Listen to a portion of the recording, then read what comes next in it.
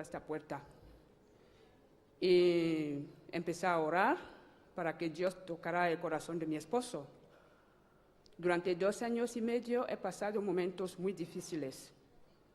Insultos de su parte, como me insultaba, lo que faltaba era que me ponga la mano encima. Y yo no había dejado de orar, ayunar y pidiendo al Señor que haga algo. Hace 2 semanas, mi esposo me sorprendió orando en lengua y me dijo que estoy orando al diablo. Y que yo oro al diablo y que no he conocido a Dios y que él ha conocido a Dios hace mucho tiempo porque estaba con los testigos de Jehová. Y yo orando y pidiendo a Dios que haga algo. Ya no sabía qué hacer. Desesperada vine aquí a hablar con el pastor Elías porque ya no sabía qué hacer. A veces cuando entraba en la habitación para orar, no me salía ninguna palabra, me salían lágrimas. Pero Dios es fiel. Es el mismo de ayer, el mismo de hoy, el mismo de mañana. Dios sigue hablando, sigue haciendo milagros, pero tenemos que creer, tener fe, orar mucho y perseverar. Hace 2 semanas mi esposo me dijo que ya no quería que me contara para orar. Me dijo, tienes todo el tiempo para orar, pero cuando ya estoy, escóndete con tu Biblia y yo no quiero oír tus oraciones. Escóndete. Digo, vale. Pero le dije, aunque esté sentado a tu lado, por estar orando dentro de mi corazón. Y esta palabra le puso muy, bueno, empezamos a discutir. Entonces, el jueves pasado se levantó y me dijo, lo mejor es que nos separamos. Digo, vale. Dice, cuando vuelva de trabajo ya no quiero encontrarte aquí. Digo, de acuerdo. Salió a las 6 de la mañana y se fue. Me quedé llorando. Digo, Dios mío, si es tu voluntad que me vuelva a separar, pues así sea. Pero solamente que sea tu voluntad. Pero algo dentro me decía, aún separado, Dios le va a tocar. A los 15 minutos me llamó, ya en el trabajo, y me dijo, por favor, arregle la habitación de al lado, porque ya llevábamos 2 semanas cada uno en su cuarto. Me dijo, voy a volver en la habitación de matrimonio. He pensado que voy a entregar mi vida a Dios. Amén. Gloria a Dios. Y me dijo, porque él siempre tenía un pendiente. Un día le dije, pero ¿quién es la mujer, tú o yo? Quítate este pendiente. Me dice, no, es la moda, no lo sé qué. Y me dijo, además he oído una voz. Cuando entraba en el garaje, oí una voz. Digo, ¿una voz? ¿Qué voz? Y yo llorando, y me dice, cuando ha entrado en el garaje, primero ha notado como escalofrío, ha tropezado como que se iba a caer. Y bajando las escaleras se fue la luz, porque era las 6 de la mañana. Y oyó la voz, yo soy tu Dios, tengo que servirme. Y sube las escaleras para ver quién le está hablando. Y en francés, en nuestro idioma, dice, ¿quién me conoce aquí a las 6 de la mañana hablándome? Vuelve a subir las escaleras y no ve a nadie. Sigue bajando, temblando, y otra vez la voz. Confiésate, todo lo que tienes en secreto, cuéntaselo a tu mujer, que tienes muchas cosas que contarle. Estás haciendo cosas en sus espaldas. Busca el camino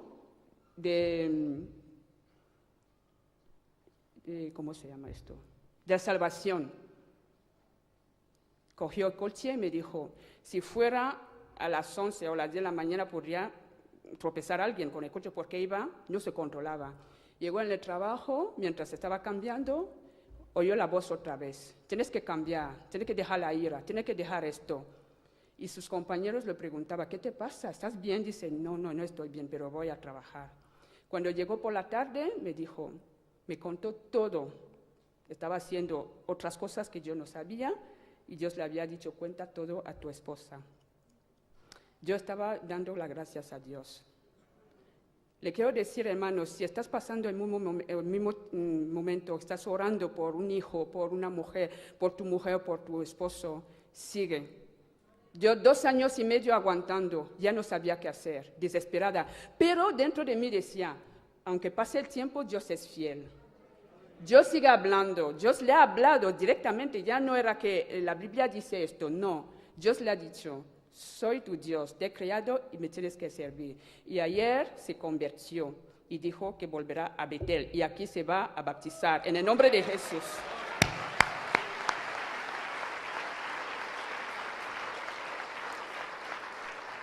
Así que os animo, Dios sigue hablando. Eso de que Dios ya no habla no es verdad.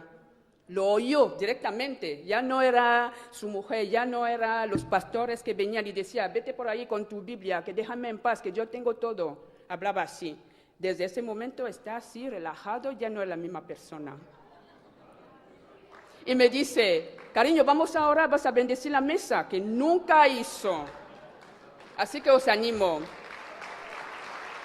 Amén. Que Dios os bendiga. Dios es el mejor consejero matrimonial también. Bueno, ya sin más, Elías nos va a presentar al invitado de esta mañana, que nos va a traer la palabra. Elías.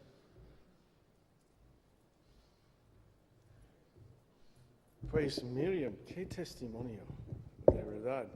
Hace pocas semanas ella vino pidiendo oración, estaba destrozada, sin esperanza, no sabía qué hacer. ¿Qué cambio tan radical tan rápidamente? ¡Wow! Creo en oración. Aleluya. Bueno, tenemos el privilegio y el gran honor de tener a César Vidal con nosotros esta mañana. Es un gran amigo mío y de Betel. Cuando él era joven y abogado, él legalizó EMC en España por nosotros. Fue nuestro primer abogado hace casi 30 años. Imagino, casi 30 años. Bueno, ¿qué puedo decir? He prometido no decir mucho, pero a través de los últimos 40 años he conocido mucha gente en el mundo anglosajón y hispano, en la dimensión política, académica, cristiana, gente grande, gente en Harvard y Cambridge y Oxford, en Washington y muchos sitios. Yo tengo, por la gracia de Dios, tengo mucho contacto con gente muy importante, pero nunca he conocido en el mundo anglosajón o hispano alguien tan humilde, tan informado de todo. Él es un polymath, habla 12 idiomas, ha escrito más de 100 libros y todavía es un hombre accesible. Puedes hablar con César como a un hermano y no ha explotado su cabeza. Es un don de Dios para el cuerpo de Cristo. Estoy echando flores, pero es la verdad. Es todo la verdad. Entonces es un privilegio tener César aquí con nosotros. Vamos a darle un aplauso. César, ven.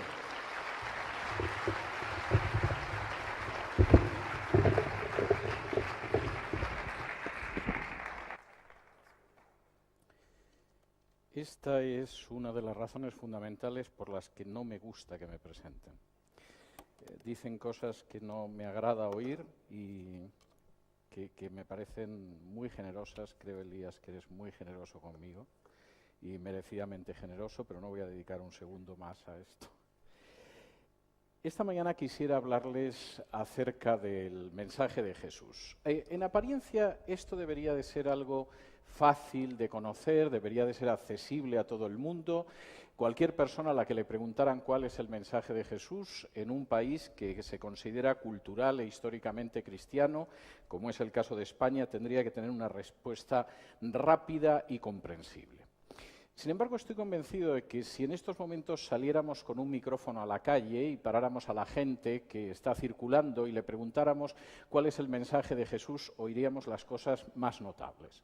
Por ejemplo, seguro que habría gente que diría que Jesús era algo así como el Che Guevara. No llevaba boina, pero era una especie de reformador social y finalmente lo acabaron crucificando, pues porque en última instancia su pensamiento era revolucionario. Habría gente que a lo mejor diría que Jesús era un extraterrestre. Hay un español que ha ganado muchos millones escribiendo libros bastante absurdos en los que supuestamente se demuestra que Jesús no era nada más que un ser de otra galaxia que llegó hasta la Tierra. Y hay gente que se lo cree. Es posible que si lo paráramos a otra persona nos dijera que simplemente era el marido o el amante de María Magdalena, sobre todo si ha leído el Código da Vinci o ha visto la película. E incluso puede que nos encontráramos a alguien que dijera que Jesús era simplemente el fundador de una religión y de alguna manera el que dijo como si uno entraba en esa religión concreta tenía asegurado el pasaporte para el cielo. Quisiera decirles que ninguna de estas respuestas, por populares que puedan ser, señalan cuál fue el mensaje de Jesús y voy a intentar en los próximos minutos detenerme en cuál fue ese mensaje de Jesús. Pero antes de entrar en ello, me van a permitir que veamos el contexto en el que Jesús empezó a predicar su mensaje. Si me acompañan al Evangelio de Lucas, capítulo 3, en el Evangelio de Lucas, capítulo 3, Lucas encuadra exactamente las coordenadas en las que Jesús empezó a predicar. Primero Juan el Bautista, como la voz que clamaba en el desierto, e inmediatamente después, en un espacio de apenas unos meses, Jesús. Dice así Lucas en el capítulo 3 y versículos del 1 en adelante. En el año 15 del imperio de Tiberio César, siendo gobernador de Judea Poncio Pilato y Herodes, tetrarca de Galilea, y su hermano Felipe, tetrarca de Iturea y de la provincia de Traconite, y Lisanias, tetrarca de Abilinia, y siendo sumos sacerdotes Anás y Caifás, vino palabra de Dios a Juan, hijo de Zacarías, en el desierto, apenas unos meses antes de empezar Jesús. Por supuesto, hay gente que pensará que Lucas menciona a todos estos personajes porque queda bien, es algo oculto. Lucas, que era una persona de estudios, había sido médico, es posible que hubiera sido esclavo en la primera parte de su vida y que ganara su libertad precisamente ejerciendo la medicina, y que quería colocar lo que él iba a narrar en su contexto histórico, menciona una serie de personajes. Hay parte de verdad en eso, pero déjenme detenerme en los personajes para que puedan entender el mundo en el que Jesús empezó a comunicar su mensaje. En la cúspide del mundo de Jesús había un emperador que se llamaba Tiberio César. A Tiberio, en la época en que Jesús empezó a predicar, las mujeres hacía mucho tiempo que le habían dejado de interesar. Había pasado también por su etapa homosexual y ya los hombres no le atraían y solamente gustaba de tener relaciones sexuales con niños. Es más, en su palacio de Capri, desde donde se podía contemplar la bahía de Nápoles y tenía una vista maravillosa, tenía un grupo de niños de los que abusaba sexualmente y a los que llamaba sus pececillos. De modo que en la cúspide del imperio, en lo más alto del mundo en el que Jesús empezó a predicar su mensaje, había un pervertido sexual y de la peor especie que uno pueda pensar, que no era muy buen inicio. ¿Y cómo era el representante de Tiberio en el mundo en el que Jesús empezó a predicar su mensaje? Pues el gobernador de Judea se llamaba Poncio Pilato. De Poncio Pilato seguramente ustedes tendrán alguna noción por lo que dicen los evangelios, pero hay mucho más. Los historiadores de la época coinciden en que Poncio Pilato era un personaje eficaz porque era cruel y sembraba el terror. Y de hecho, Poncio Pilato había llegado a la conclusión de que la mejor manera de que la gente estuviera tranquila y no armara tumultos en las calles y no creara ningún tipo de revueltas era tenerla aterrorizada. De esa forma regresaba pronto a las casas y no creaba ningún tipo de problemas al imperio. Poncio Pilato, por ejemplo, gustaba de colocar agentes suyos entre la multitud, y cuando la multitud estaba tranquila, pero parecía que iba a dejar de estar tranquila, los agentes de Pilato empezaban a dar puñaladas a un lado y a otro, con lo cual la gente se aterrorizaba y se estaba quieta. El representante del pervertido Tiberio se llamaba Poncio Pilato, y ese era el segundo escalón del poder en el mundo en el que Jesús empezó a predicar. ¿Y cuál era el tercer escalón? El tercer escalón era un escalón múltiple. Aquí habla Lucas de Herodes, el tetrarca de Galilea, de su hermano Felipe, tetrarca de Iturea y de la provincia de Traconite, y Lisanias, tetrarca de Abilinia. ¿Por qué tanta gente en el gobierno local? Hasta Herodes el Grande, Roma se había fiado del gobierno que había en lo que ahora conocemos como Israel, y parte de Jordania, y parte de Libia, y parte de Siria. El gobierno de Palestina era un gobierno seguro, porque estaba en manos de Herodes el Grande. Y Herodes el Grande era enormemente inteligente. Durante el periodo de guerras civiles en Roma siempre acabó en el bando ganador, aunque empezara la guerra con él en el bando perdedor. y no tenía escrúpulos. Dio muerte a una de sus mujeres, asesinó a varios hijos, podía matar a sus mejores amigos, pero el orden y la paz se mantenían. El emperador Octavio decía de él que era mucho más seguro ser el cerdo de Herodes que el hijo de Herodes, porque siendo judío y siendo un cerdo nunca le haría ningún daño. Pero a un hijo, por supuesto, que lo podía matar y lo mató. Pero Herodes, que era malo, era inteligente. Y cuando murió, Roma no se fiaba de ninguno de sus hijos. Y tuvo que echar mano del reino de Herodes y dividirlo en partes entre los distintos hijos, Felipe, Herodes, Lisanias, porque eran tan malos como el padre, pero eran estúpidos.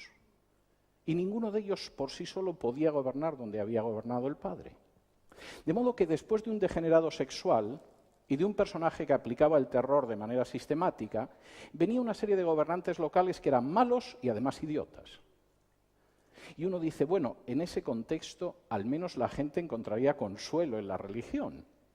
Iría al templo de Jerusalén y por lo menos disfrutaría de paz espiritual en el mundo en el que Jesús comenzó a predicar. Pero Lucas dice que los sumos sacerdotes eran Anás y Caifás, y no se equivoca. Había un sumo sacerdote real que era Anás, y ocasionalmente su yerno Caifás era el sumo sacerdote oficial. De modo que fuera quien fuera el sumo sacerdote, siempre había uno real en la sombra que se llamaba Anás.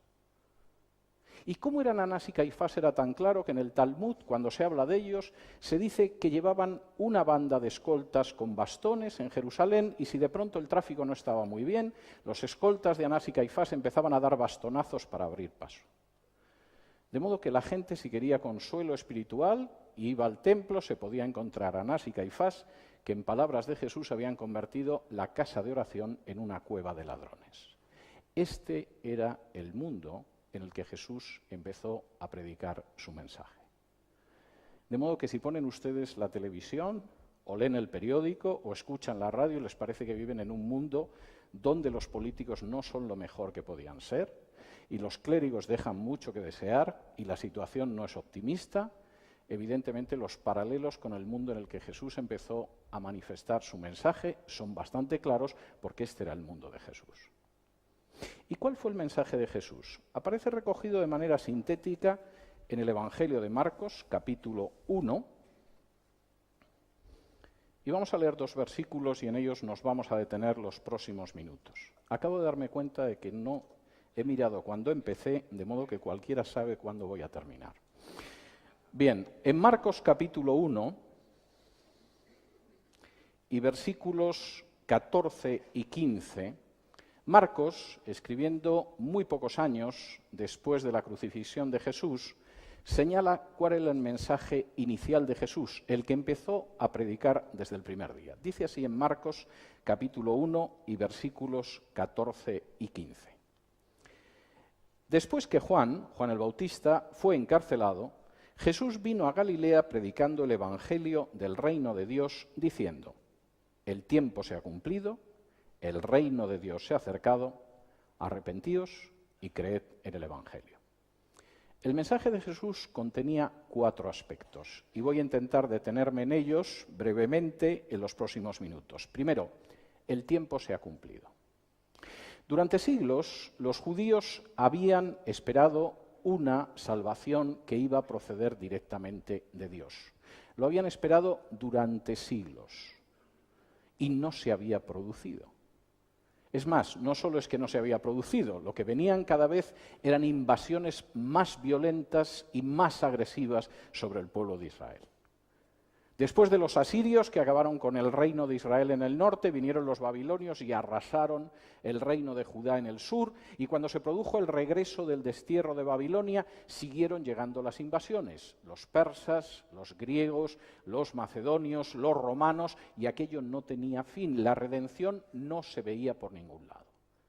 E incluso si uno examinaba hacia afuera, con lo que se encontraba es que no parecía que existiera esperanza de salvación. El primer elemento del mensaje de Jesús es que el tiempo se ha cumplido, ya se ha cumplido, no hay que esperar más. La espera que habéis tenido durante siglos, que se ha prolongado generación tras generación, que ha durado a lo largo más de 1000 años, es una espera que ha terminado. Queríais salvación, el tiempo se ha cumplido. Queríais redención, el día ha llegado. Queríais cambiar vuestras existencias, ahora lo podéis hacer. El mensaje de Jesús no es un mensaje, aunque hablara del futuro y de la consumación de la historia, que estuviera lanzado sobre todo hacia el futuro. Era un mensaje para aquí y ahora. El tiempo se ha cumplido. Cuando esta hermana subió hace unos minutos y anunció lo que Dios había hecho en su vida y en la de su marido, por supuesto que hubo un momento en que eso estaba en el futuro. Pero lo grande de su situación es que el tiempo ya había llegado y ya se había cumplido y la espera había terminado. Y esa es una realidad que se puede vivir en el presente. Y el primer elemento del mensaje de Jesús es: la historia va a cambiar y el tiempo ya se ha cumplido. No tenéis que esperar más, esto ha empezado. Segundo elemento, que es bastante importante, porque implica en qué se concretaba el que el tiempo se cumpliera. El reino de Dios se ha acercado. Ahora, a lo largo de la historia mucha gente ha tenido un concepto bastante erróneo de lo que era el reino de Dios. Buena parte de los judíos, quizá no todos, pero muchos de los judíos de la época de Jesús, esperaban que el reino de Dios iba a ser la aparición de un rey como David, que igual que había vencido a los filisteos, iba a borrar a los romanos del mapa. Iba a ser un reino como otros reinos, pero mucho más poderoso que otros reinos. Se iba a implicar la victoria nacionalista del pueblo de Israel. Jesús predicó un reino que era bastante distinto y me voy a detener en 4 aspectos de ese reino. Primero, el reino que predicó Jesús es un reino que no es de este mundo, ni se mueve ni actúa como los reinos de este mundo. Si me acompañan al Evangelio de Juan, capítulo 18, Juan consigna en este capítulo 18 una conversación extraordinariamente interesante entre Jesús y un personaje muy poco recomendable que se llamaba Poncio Pilato.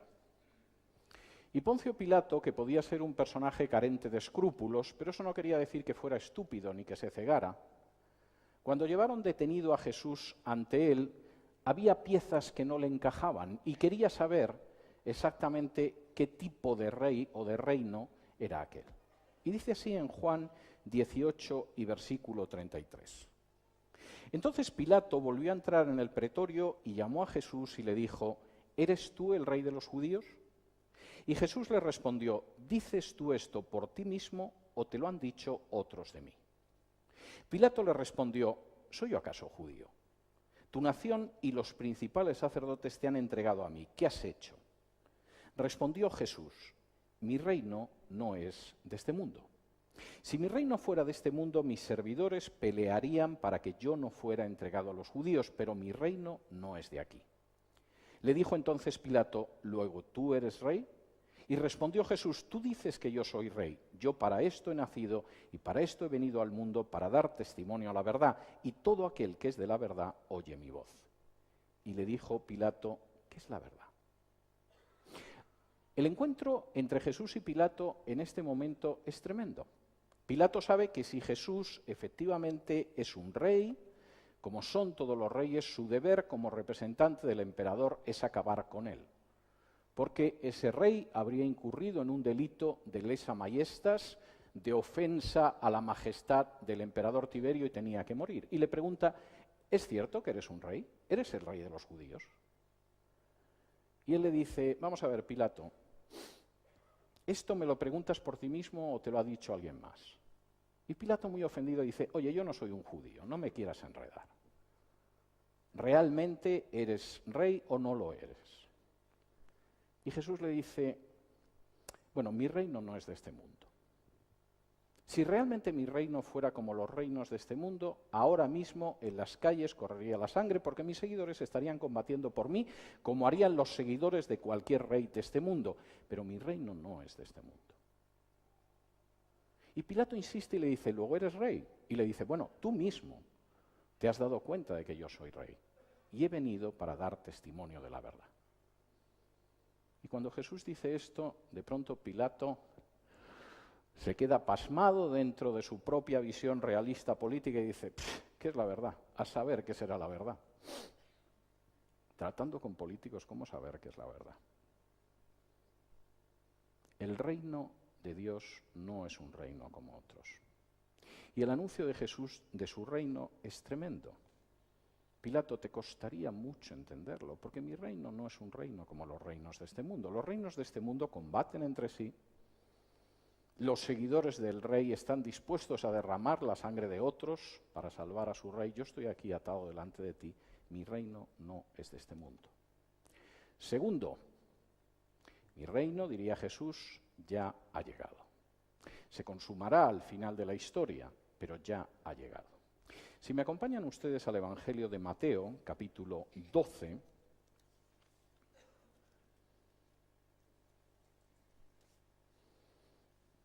aparece un episodio enormemente significativo. Jesús ha estado expulsando demonios, no se puede negar que ha expulsado demonios, y por lo tanto la explicación que tienen que dar sus adversarios teológicos es que ciertamente expulsa demonios, pero simplemente es porque está aliado con los demonios. Es curioso que en el Talmud no se niegan en absoluto los milagros de Jesús, simplemente se dice que Jesús era un mago, pero no se niega en absoluto lo que hizo. Había testigos oculares que le habían visto hacerlo y no se podía negar algo que se había visto con los propios ojos. Y por supuesto la gente que veía cómo Jesús expulsaba demonios no podía negarlo. Y dice así en Mateo capítulo 12 del 24 en adelante. Los fariseos al oírlo decían, este no echa fuera los demonios sino por Belcebú, príncipe de los demonios. Sabiendo Jesús los pensamientos de ellos les dijo, todo reino dividido contra sí mismo es asolado y toda ciudad o casa dividida contra sí misma no permanecerá. Y si Satanás echa fuera a Satanás, contra sí mismo está dividido. ¿Cómo pues permanecerá su reino? Y si yo echo fuera los demonios por Belcebú, ¿por quién los echan vuestros hijos? Por tanto, ellos serán vuestros jueces. Pero si yo por el Espíritu de Dios echo fuera los demonios, ciertamente ha llegado a vosotros el reino de Dios. El reino de Dios se consumará al final de la historia, oramos por ello y lo esperamos, pero el reino ha llegado. Y se manifiesta cada vez que el Espíritu de Dios actúa tocando el corazón de una persona, expulsando demonios, sanando a gente que está enferma o transformando vidas.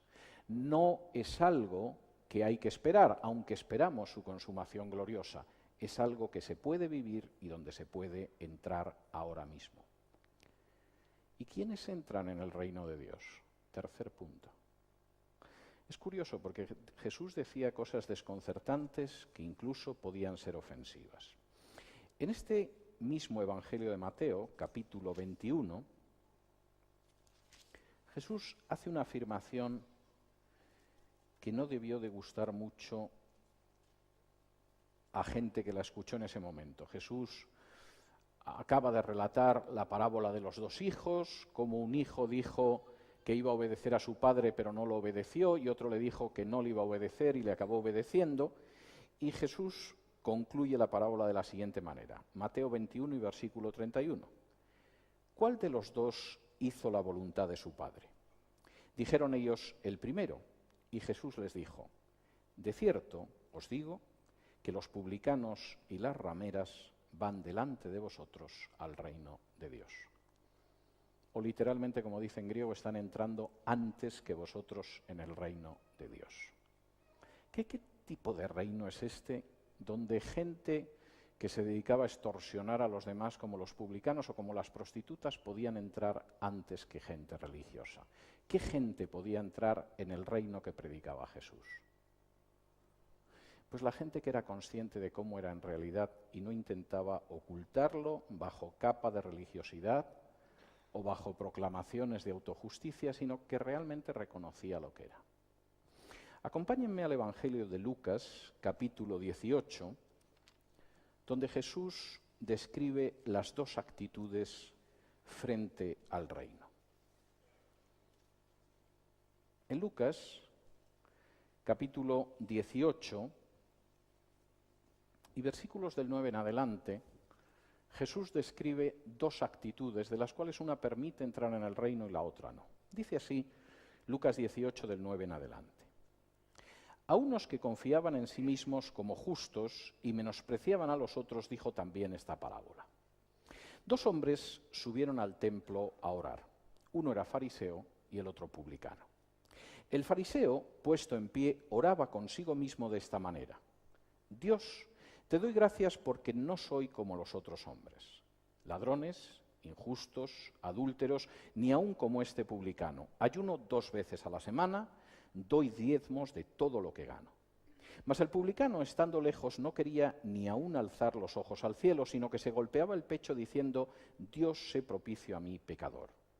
Os digo que éste descendió a su casa justificado antes que el otro, porque cualquiera que se enaltece será humillado, y el que se humilla será enaltecido.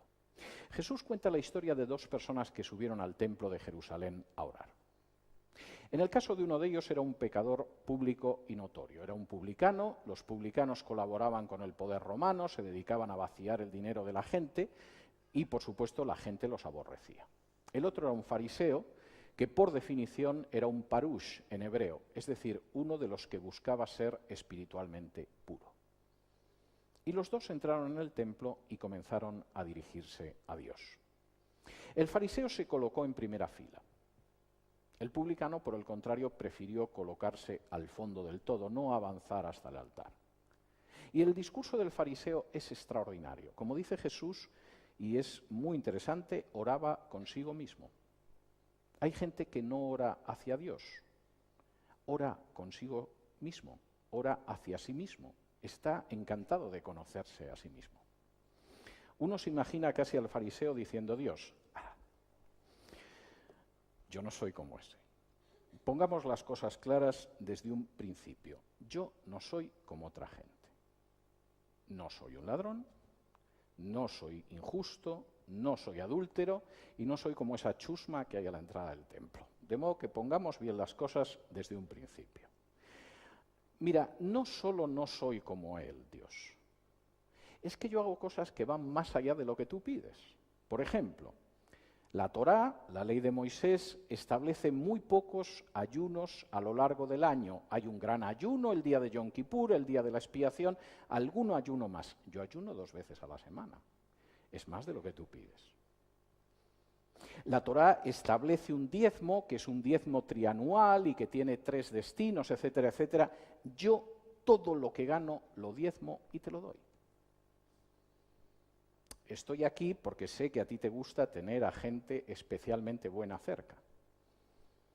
Pero efectivamente yo no soy como el resto de los hombres, no soy como esa basura que hay a la entrada y hago más cosas de las que tú pides y ordenas en tu Torá. El publicano tenía una visión bastante distinta de las cosas. Desde luego, si el fariseo no tenía problemas de autoestima, en el caso del publicano parece que tenía una estima bastante ajustada a la realidad. Estaba lejos, no se atrevía a alzar los ojos, se golpeaba el pecho y lo que decía es, como no seas propicio a mí, Dios, no tengo nada que hacer.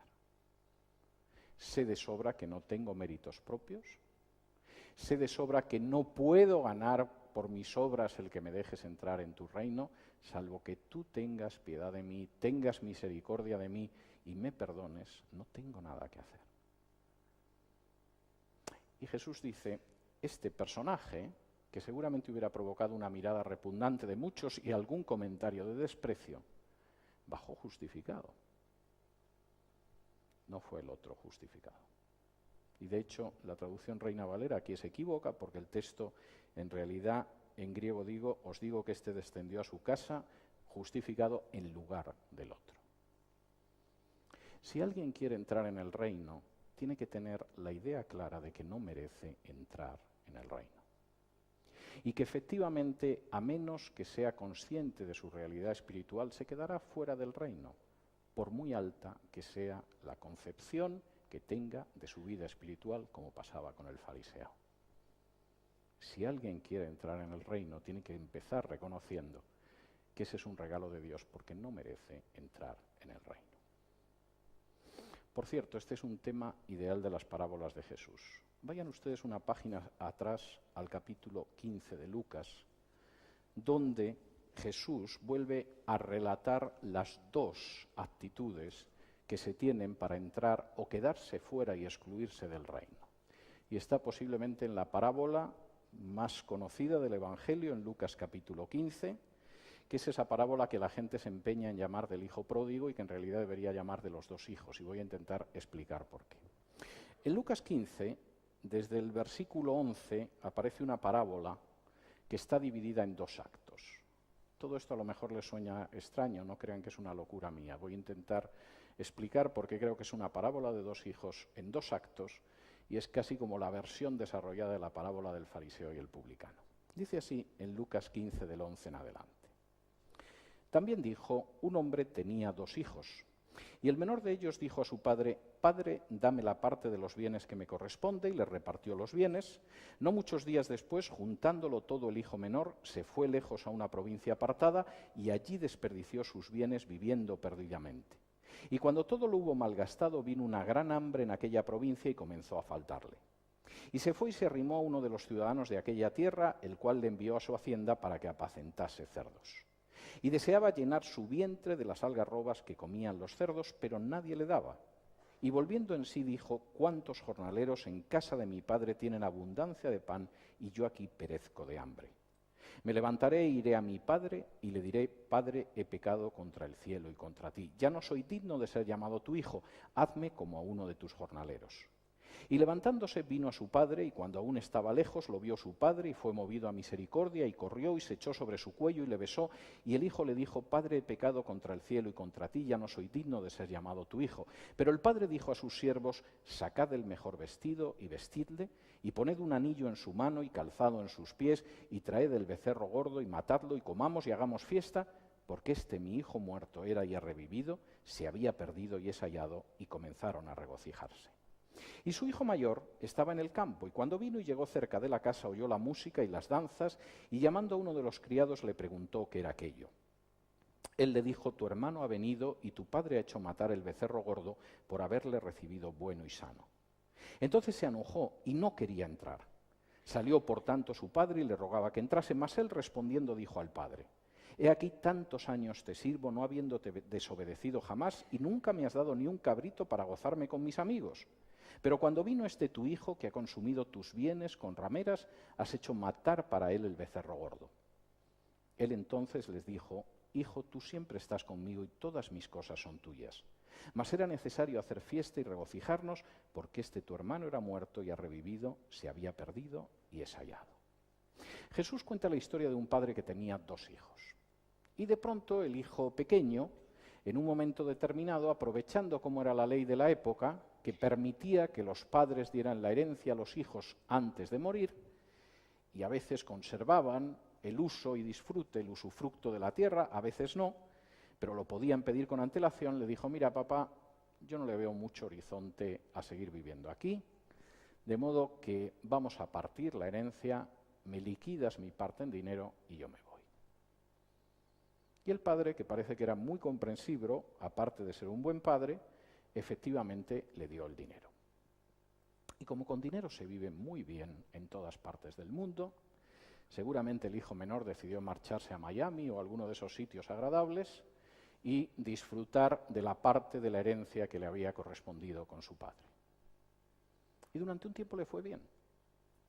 Cuando tienes dinero, generalmente la comida hasta de los países más raros es buena, encuentras alojamientos agradables y nunca te faltan amigos. Es una de las virtudes del dinero. Aparte de servir para intercambiar y pagar y vender, se da la circunstancia de que también te hace muchos amigos. Pero de pronto el dinero se acabó. Y cuando se acabó el dinero, no solo se acabó el dinero, encima vino una crisis económica. Y es malo cuando no tienes dinero y el país está en una situación de prosperidad, pero cuando no tienes dinero y hay una crisis económica y además eres extranjero, la gente empieza a pensar qué hace este extranjero cuando estamos pasando una crisis económica. en este caso además un judío, que es gente que no suele andar en el hit parade de la popularidad a lo largo de la historia. Y el pobre muchacho, que de pronto no tenía dinero y había una crisis, y además le miraban mal, porque era extranjero y era judío, decidió que quizá se podía arrimar a alguien que fuera de aquel país para poder sobrevivir en medio de la crisis. Y le colocó a cuidar cerdos, lo cual es bastante ofensivo para un judío, como hoy en día lo sería para un musulmán. El cerdo es un animal impuro. Pero aparte de colocarle a cuidar cerdos, seguía pasando hambre. Cuando todos los días echaba la comida a los cerdos, soñaba con poderse llenar el estómago con aquello de lo que estaban comiendo los cerdos. De modo que la situación era mala, era una situación de enorme necesidad, era humillante y para remate encima seguía pasando hambre. Y cuando se encontró en esa situación, de pronto, versículo 17, la palabra griega es muy fuerte, volvió en sí. Y la palabra que aparece es una palabra típica de la persona que ha pasado una noche de borrachera y ha caído en una especie de coma y de pronto por la mañana se despierta y dice, Dios mío, ¿qué hago tumbado en medio de un charco? Y es lo que sintió aquel muchacho. De pronto todo apareció delante de él y dijo, pero ¿cómo he podido llegar aquí? Mi padre tiene un montón de trabajadores y los trabajadores de mi padre se hartan de comer y yo aquí me estoy muriendo de hambre. Y dijo, bueno, me voy a levantar, voy a dirigirme hacia donde está mi padre y le voy a decir, mira, papá, he pecado contra el cielo, contra ti, no me merezco que me llames tu hijo. Bueno, al menos hazme como un jornalero, que ya no seré tu hijo, pero no pasaré el hambre lobuna que tengo en estos momentos. Y empezó a andar.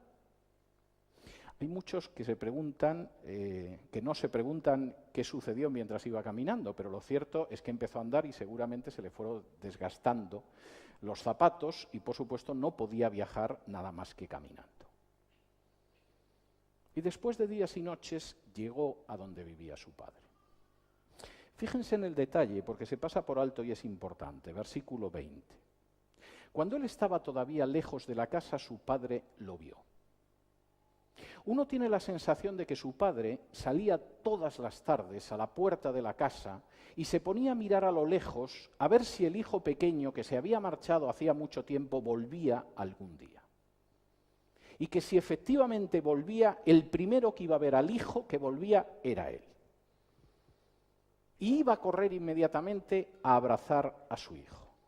De modo que cuando lo vio a lo lejos, inmediatamente lo reconoció. Y como dice aquí, se movió a misericordia, corrió, se abrazó a él, se le echó al cuello y le besó. Y el hijo intentó en ese momento darle la idea que había repetido docenas de veces durante el viaje.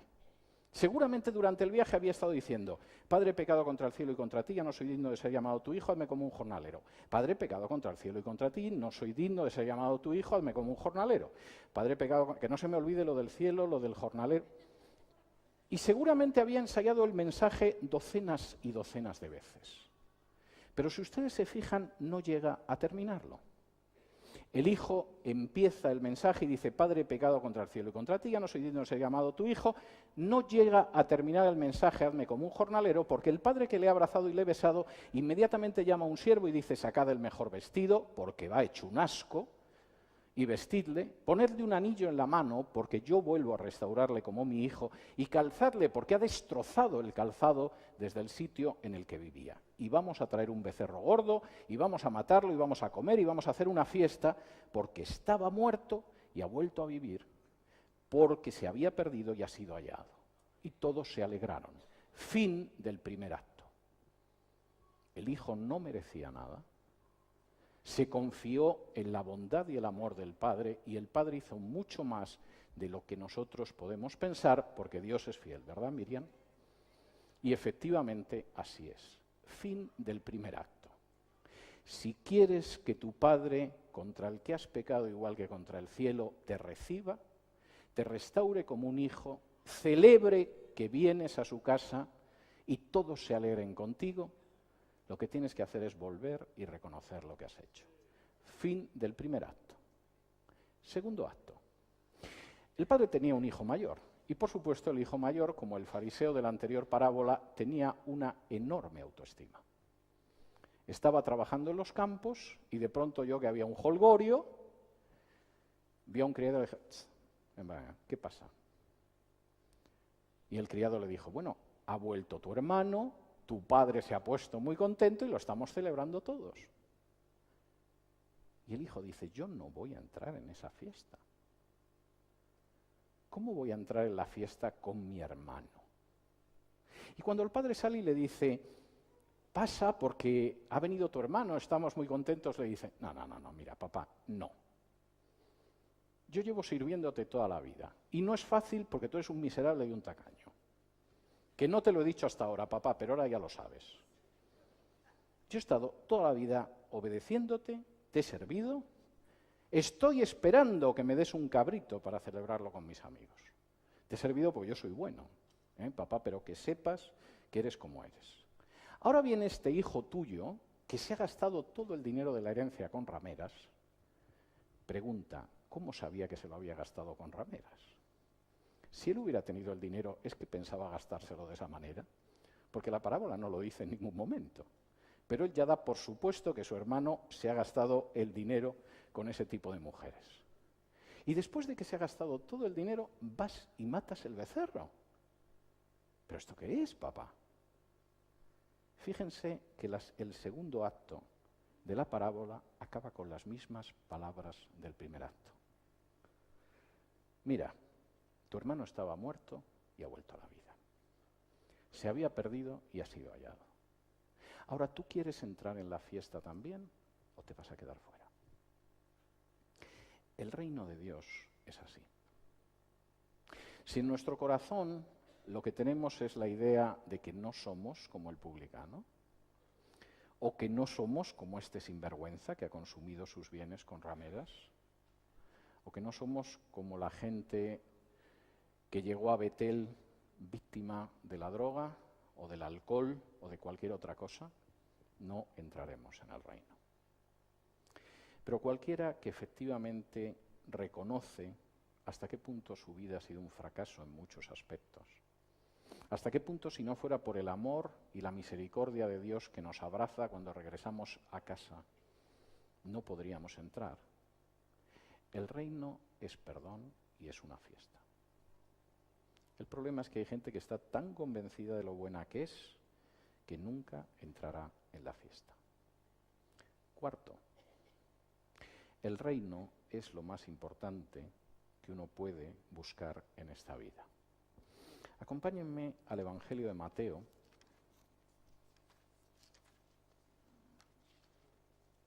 y esto forma parte del mensaje de Jesús, Mateo capítulo 6, donde Jesús cuenta algo que es tremendamente importante, sobre todo en el tiempo que estamos viviendo. Dice así en Mateo capítulo 6 y versículos del 25 en adelante. Por tanto os digo, no os afanéis por vuestra vida qué habéis de comer o qué habéis de beber, ni por vuestro cuerpo qué habéis de vestir. ¿No es la vida más que el alimento y el cuerpo más que el vestido? Mirad las aves del cielo que no siembran, ni siegan, ni recogen en graneros, y vuestro Padre Celestial las alimenta. ¿No valéis vosotros mucho más que ellas? ¿Y quién de vosotros podrá, por mucho que se afane, añadir a su estatura un codo? Y por el vestido, ¿por qué os afanáis? Considerad los lirios del campo, cómo crecen, no trabajan ni hilan, pero os digo que ni aun Salomón con toda su gloria se vistió así como uno de ellos.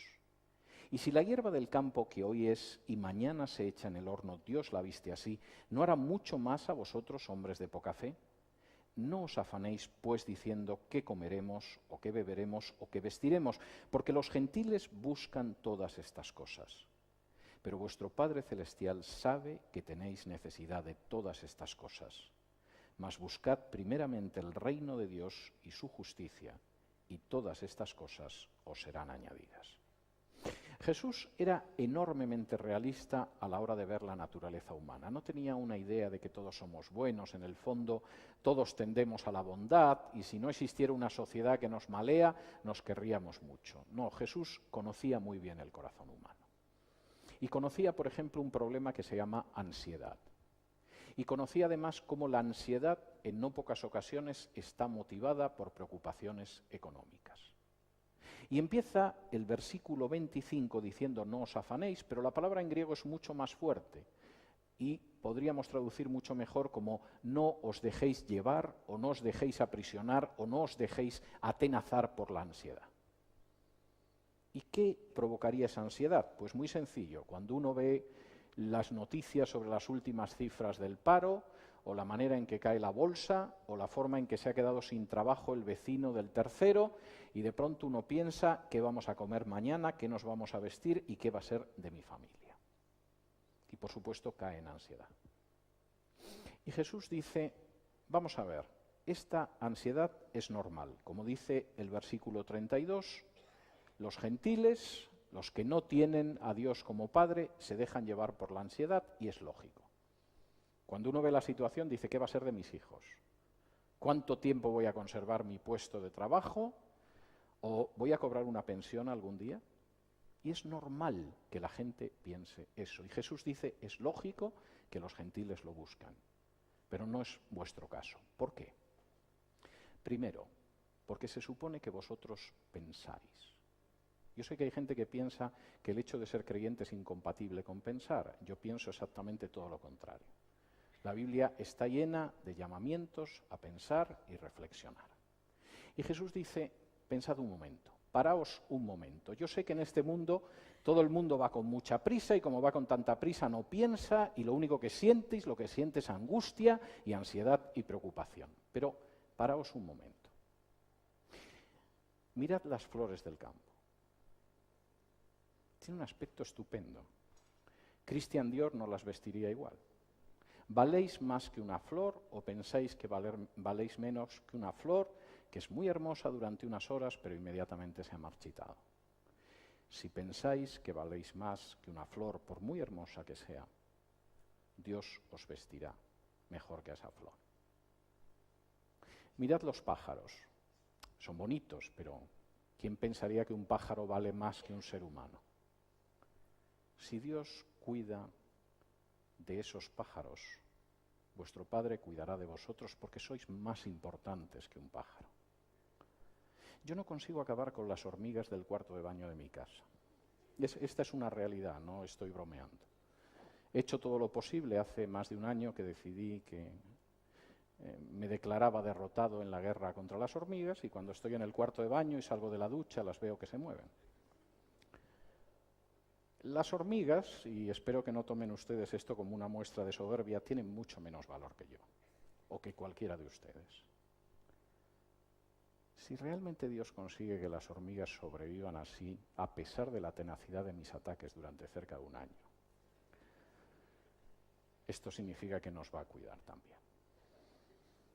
Y en ese sentido, Jesús es bastante claro. Es lógico que los que no creen en Dios como Padre se dejen llevar por la angustia, pero vosotros valéis más que el resto de las criaturas. Pensad y lo veréis. Tercero, versículo 32, vuestro Padre sabe cuáles son vuestras necesidades y las va a atender. Y cuarto, versículo 33, ocupaos de buscar en primer lugar el reino de Dios y su justicia, y todo lo demás os será añadido. Tercera parte del mensaje de Jesús, pero adelanto que voy a ser más breve. Arrepentíos. Marcos, de nuevo, en el Marcos capítulo 1, después de decir que el reino de Dios se ha acercado, dice arrepentíos. La palabra arrepentimiento en español, seguramente por la influencia continua de la Iglesia Católica, tiene un significado que no es el de la Biblia. Por regla general consideramos que arrepentirnos es sentirnos mal por algo. No sabes lo que me arrepiento de haberte prestado el coche el domingo pasado. O no sabes lo que me arrepiento del dinero que le dejé a tu hermano y que nunca volveremos a ver. Bien, no es el sentido en la Biblia. En la Biblia hay dos palabras para arrepentimiento. Una, que es la que aparece en hebreo y que es la que se utiliza en el Antiguo Testamento, es teshuvah, que significa volverse. Se supone que hemos ido caminando de espaldas a Dios. Dios quedó ahí y nosotros vamos caminando en la dirección opuesta y cuanto más caminamos, más nos alejamos.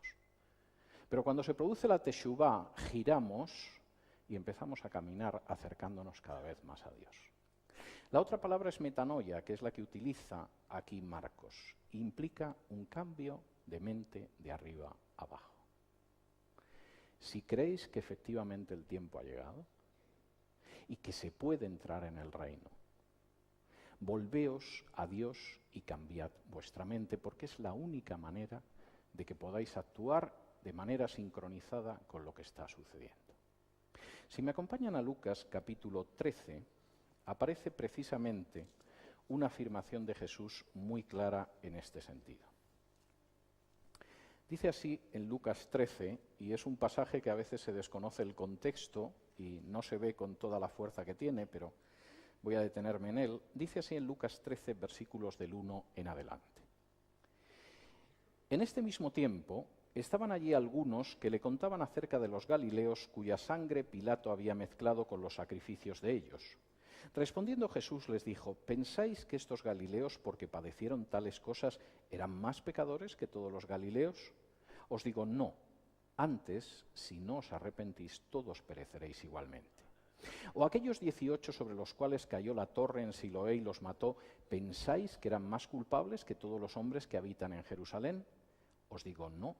Antes, si no os arrepentís, todos pereceréis igualmente.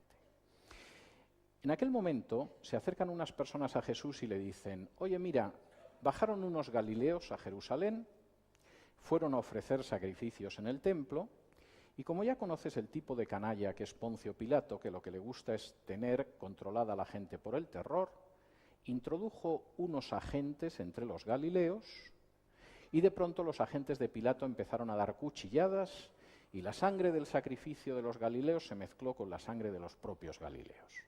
¿Qué piensas, Jesús? Y Jesús dice en ese momento: pues la verdad es que si no os volvéis a Dios, si no cambiáis totalmente de mente, si no os arrepentís, vuestra suerte no va a ser mejor que la de los galileos. Y da la sensación de que en algún momento alguien que lo estaba escuchando entre el público pensó: eso es lo que a mí me gusta. Que Jesús sea partidario de la mano dura con esta gentuza que viene del norte y a la que los romanos, gracias a Dios, controlan porque es gente demasiado levantisca. Si alguien pensó eso, se comprende por qué Jesús a continuación dijo otra cosa y se refirió a la torre de Siloé. Porque la torre de Siloé era una torre que estaban construyendo los romanos. Y por supuesto mucha gente consideraba que era intolerable ayudar en la construcción de algo que venía de los romanos. Y cuando se cayó la torre de Siloé y mató a 18 personas, muchos dijeron: castigo de Dios por ayudar a los romanos. Y Jesús dice: ¿pensáis que eran más culpables los que murieron en la torre de Siloé? Esto no es una cuestión de quién está a favor de Roma o quién está a favor de la resistencia en Galilea. Esto no es una cuestión de si votas más conservador o más izquierdista. Esto no es una cuestión de si eres partidario de la libre empresa o de la sindicación obligatoria. No es esta la cuestión. Si no os arrepentís, si no os volvéis hacia Dios, si no dejáis que cambie vuestro corazón, pereceréis igualmente. Bueno, pero es que yo soy un fariseo, no como el publicano. Bien, estás en el camino de no entrar en el reino. Pero es que a mí me fastidia mucho mi hermano, porque se ha gastado todo el dinero con prostitutas, en vez de ser como yo, que a pesar del padre tacaño que tengo, resulta que siempre he estado trabajando y nunca me ha dado nada. Bien, estás en la mejor actitud para no entrar en la fiesta. Arrepentíos. Cuarta y última, que supongo que les aliviará, parte del mensaje de Jesús: creed en el Evangelio. La buena noticia que ofrece Jesús es que nuestra salvación, nuestra entrada en la fiesta, el que podamos regresar a la casa del Padre, no depende de nuestros méritos, no tenemos ninguno. No depende de nuestras obras, no depende de ceremonias. Es un regalo de Dios que uno acepta humildemente, como el hijo pródigo regresó a la casa con las orejas gachas, que uno sabe que solo puede venir de que Dios sea propicio, como el publicano, o que deriva del hecho de saber que todos tenemos que dar cuentas a Dios y que no le alcanzamos. Creed en la buena noticia de que Dios os da gratuitamente su salvación y la entrada en el reino. Eso se llama Evangelio porque es una buena noticia. Si me acompañan ustedes a la carta a los Gálatas, precisamente Pablo insiste en hasta qué punto eso es el corazón del Evangelio, el hecho de que no depende de nuestros méritos, sino que es un regalo de Dios. Esto es tan importante que, por ejemplo, Pablo en Gálatas capítulo 1 y versículos del 6 en adelante insiste en que si alguien predica otro evangelio, no es evangelio. Dice así en Gálatas 1 y versículos del 6 en adelante. Estoy maravillado de que tan pronto os hayáis alejado del que os llamó por la gracia de Cristo para seguir un evangelio diferente. No que haya otro, sino que hay algunos que os perturban y quieren pervertir el evangelio de Cristo. Mas si aún nosotros o un ángel del cielo os anunciare otro evangelio diferente del que os hemos anunciado, sea anatema.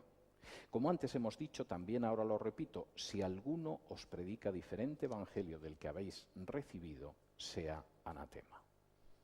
Y Pablo tenía tan claro cómo ese evangelio era de pura gracia, puro amor de Dios y pura generosidad y bondad inmerecida de Dios, que en el capítulo siguiente de Gálatas, en Gálatas 2, señala cómo cuando Pedro dio pasos para desviarse de ese evangelio de la pura gracia de Dios, lo resistió. En Gálatas capítulo 2 y versículos del 11 en adelante dice así: Pero cuando Pedro vino a Antioquía, le resistí cara a cara porque era de condenar. Pues antes que viniesen algunos de parte de Jacobo, comía con los gentiles, pero después que vinieron se retraía y se apartaba porque tenía miedo de los de la circuncisión. Y en su simulación participaban también los otros judíos, de tal manera que aún Bernabé fue también arrastrado por la hipocresía de ellos. Pero cuando vi que no andaban rectamente conforme a la verdad del Evangelio, dije a Pedro delante de todos: si tú siendo judío vives como los gentiles y no como judío, ¿por qué obligas a los gentiles a judaizar? Nosotros, judíos de nacimiento y no pecadores de entre los gentiles, sabiendo que el hombre no es justificado por las obras de la ley, sino por la fe de Jesucristo, nosotros también hemos creído en Jesucristo para ser justificados por la fe de Cristo y no por las obras de la ley, por cuanto por las obras de la ley nadie será justificado. Y el fariseo diría: ¿Cómo que no somos justificados por las obras de la ley? ¿Pero qué pretendes? ¿Que lo que yo hago no vale nada y ese chusma de ahí, que es un publicano, va a entrar en tu reino? Y el hijo mayor diría: ¿pero cómo? O sea, yo trabajando aquí toda la vida, no me has dado ni un cabrito y me dices que vas a hacer una fiesta con ese. El mensaje del Evangelio es que el tiempo ha llegado y el reino. Y que pueden entrar aquellos que efectivamente reconocen quién son. Y que se cierran la puerta a aquellos que, por el contrario, insisten en que tienen todo el mérito del mundo para ocupar los primeros asientos. ¿Y por qué sabemos que esto es verdad? Vamos a leer el último texto de la mañana. Romanos capítulo 5.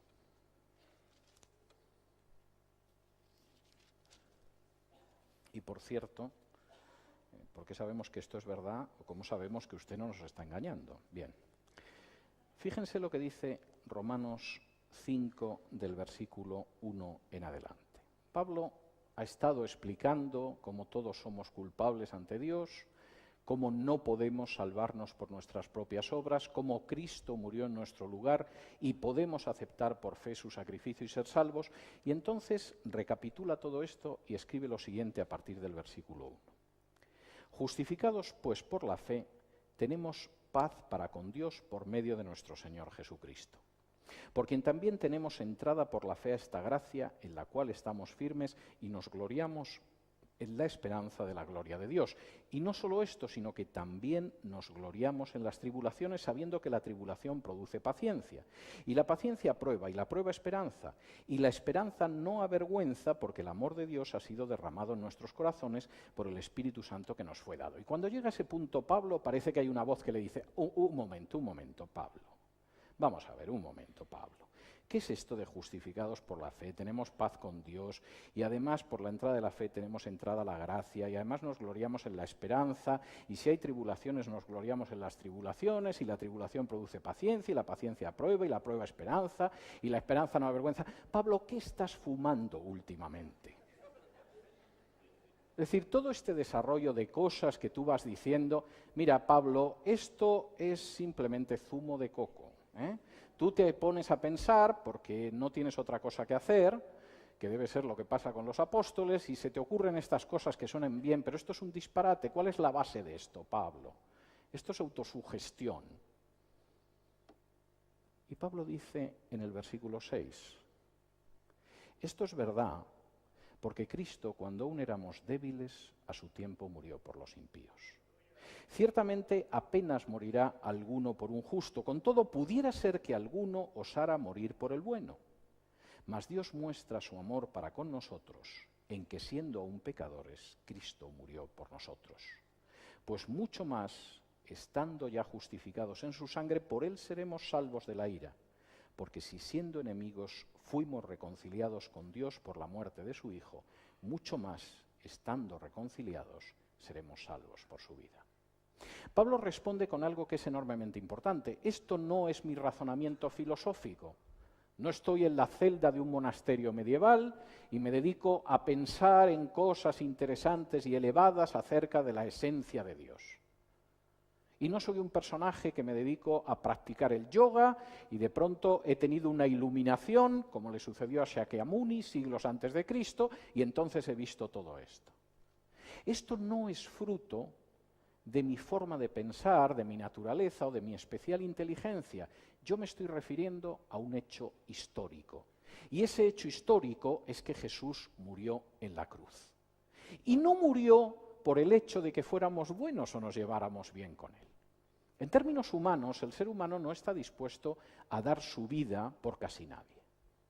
Quizá podrías darla por la persona a la que amas, por un hijo, pero cuando a la hora de lanzar una ofensiva militar a los soldados les dan medio litro de ginebra para que salten de la trinchera, es señal de que incluso algunas ideas como las de patria no siempre funcionan.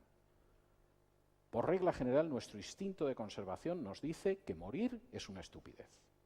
Y reservamos la idea de morir a seres muy cercanos y muy queridos. Y Pablo dice, es normal.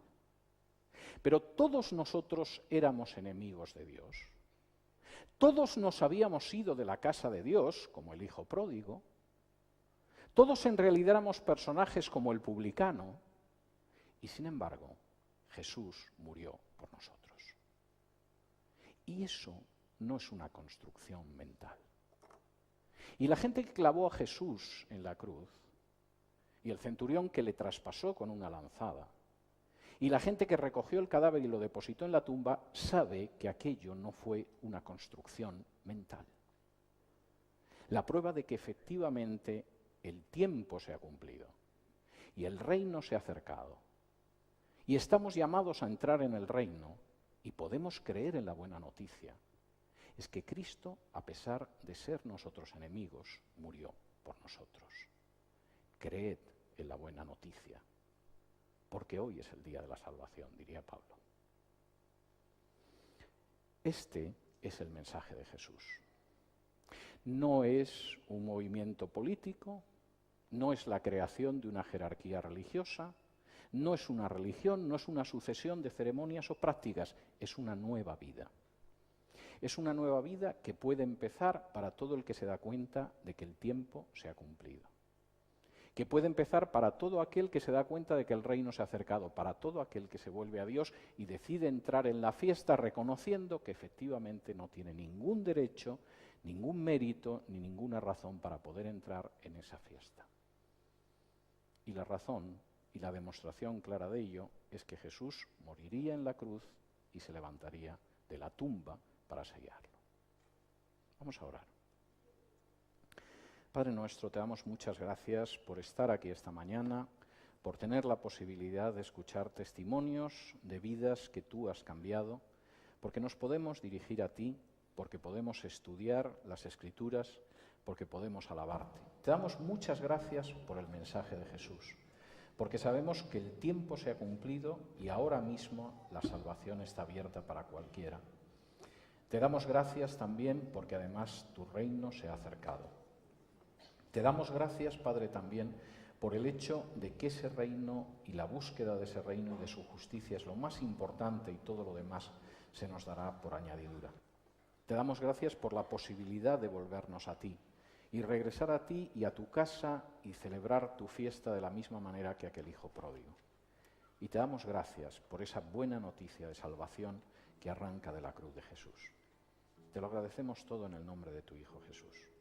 Amén. Que el Señor les bendiga.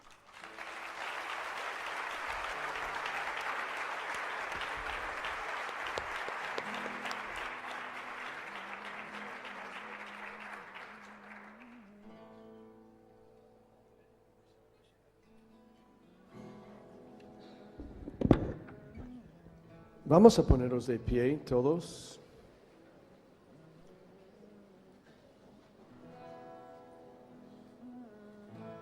Habéis oído una presentación tan clara, tan ungida de corazón del Evangelio. Y vamos a cantar una canción y quiero abrir el altar aquí para que los que quieren dejar sus vestidos feos y viejos o muy guapos y de moda, pero no santos, a un lado para que Dios pueda darte el mejor vestido de su casa.